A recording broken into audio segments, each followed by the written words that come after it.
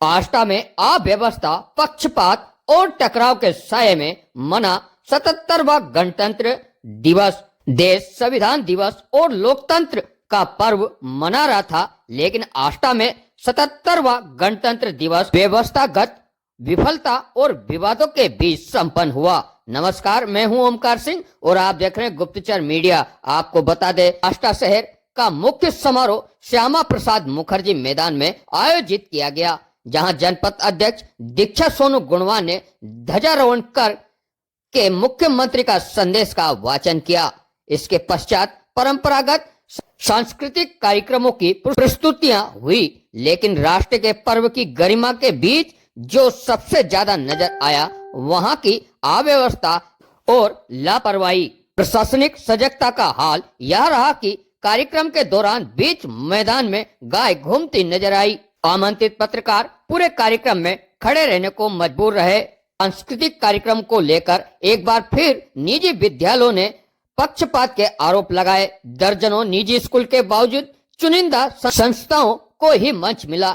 वहीं नियमों का उल्लंघन करने का आरोप लगाते हुए मार्टिनेट हायर सेकेंडरी स्कूल ने पुरस्कार लेने से इनकार कर दिया, क्योंकि तय समय से अधिक प्रस्तुति देने वाले शासकीय विद्यालय को प्रथम स्थान दे दिया गया।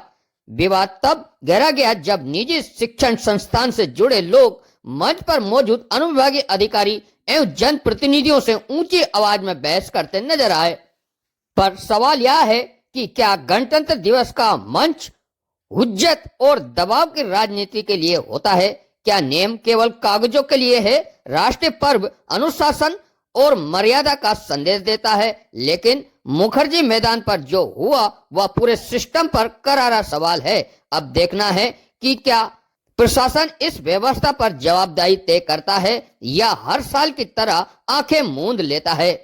चाहे सांस्कृतिक के क्षेत्र में हो, हम लोग नए नए कीर्तिमान स्थापित कर रहे हैं। साथ सबका विश्वास और सबका विकास को सभी तक पहुँचाया है। और निश्चित तौर पे आज चाहे महिला हो, चाहे युवा हो, चाहे हमारे गरीब हो, चाहे किसान हो, सभी के हित के लिए हमारी सरकार काम कर रही है। आज मैं इस अवसर पर यही बोलना चाहता हूँ कि जो हमारे शहीद हुए हैं उनके श्रद्धांजलि के लिए और उनके सारे जो उनके आह्वान से देश को आजादी होने के बाद आज हमारे प्रधानमंत्री नरेंद्र मोदी जी के नेतृत्व में हमारा भारत विकसित भारत बने। जब हम 2047 में हमारी आजादी का 100वीं वर्षगांठ मनाए, उस टाइम हमारा देश विकसित भारत बने, हमारा देश विश्व गुरु बने, हमारा देश अखंड भारत बने। हमको इसी के संकल्प के साथ आगे बढ़ना है। मैं सभी को यहाँ पुनः हार्दिक बधाई शुभकामनाएं देता हूँ। जय हिंद, भारत माता की जय। अध्यक्ष जी, आज 26 जनवरी 77वां गणतंत्र दिवस है। इस उपलक्ष्य में आप आज क्या कहना चाहते हैं? आज इस उपलक्ष्य में मैं हमारे देश के सभी वासियों को, आदरणीय प्रधानमंत्री जी को, आदरणीय मुख्यमंत्री जी को और सभी यहाँ जनपद के सभी अधिकारी कर्मचारीगण और देश के समस्त नागरिक को गणतंत्र दिवस की हार्दिक बधाई शुभकामनाएं देती हूँ। सर, आज गणतंत्र दिवस का 77वां गणतंत्र दिवस है हमारा। आज आष्टा विधानसभा क्षेत्र और जनपद पंचायत आष्टा के लिए विकास कार्य के लिए क्या क्या योजनाएं हैं सर? देखिए कि सर्वप्रथम तो आज हमारे देश का सबसे महत्वपूर्ण जो दस्तावेज है, सबसे सर्वोच्च जो विधि है, संविधान सभा द्वारा उसको आज देश के लिए सौंपा गया था, अधिनियमित किया गया था।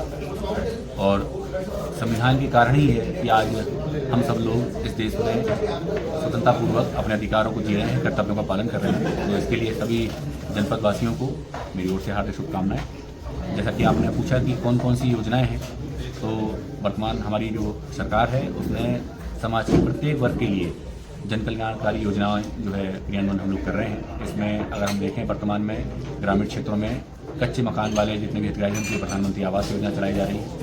ऐसे हितग्राही जिनके घरों में शौचालय नहीं है उनके लिए स्वच्छ भारत मिशन के अंतर्गत शौचालय बनाए जा रहे हैं। ऐसे हितग्राही जिनके जो सामाजिक रूप से पिछड़े हुए हैं उनके लिए अलग अलग सामाजिक न्याय विभाग की पेंशन योजनाएं चल रही हैं।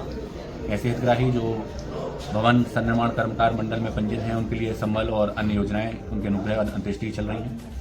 और इसी प्रकार अलग अलग विभागों की अलग अलग योजनाएं चल रही हैं। तो ऐसा कहना होगा कि शासन समाज के प्रत्येक वर्ग के लिए संवेदनशील है और प्रयास कर रहा है कि मुख्य धारा में सभी वर्गों को जोड़ा जाए।